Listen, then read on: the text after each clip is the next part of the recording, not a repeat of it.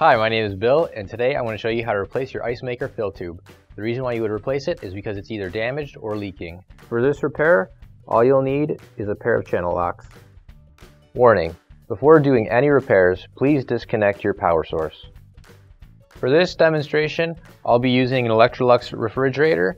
This is a side-by-side fridge. Keep in mind though that your fridge may be a little bit different, but the same technique should still apply. To get to our ice maker fill tube, we're going to have to take off the water tube. So we'll just unscrew this plastic nut here. There we go. Take off this piece right here.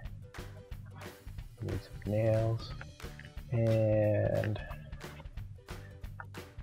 pull that off. Now we can take our channel locks, turn it counterclockwise a bit.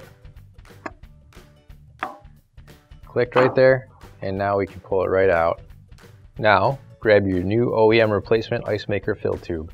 If you don't have one already, you can find one on our online store.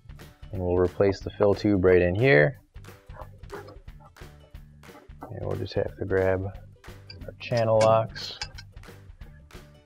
get the end in the rest of the way. There we go.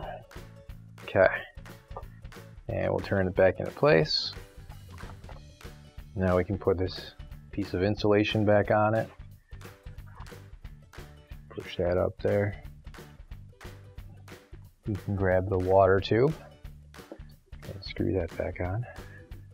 Alright, and once that's nice and tight there, we can turn the fridge back around and your repair is complete. Finally, don't forget to plug in your appliance.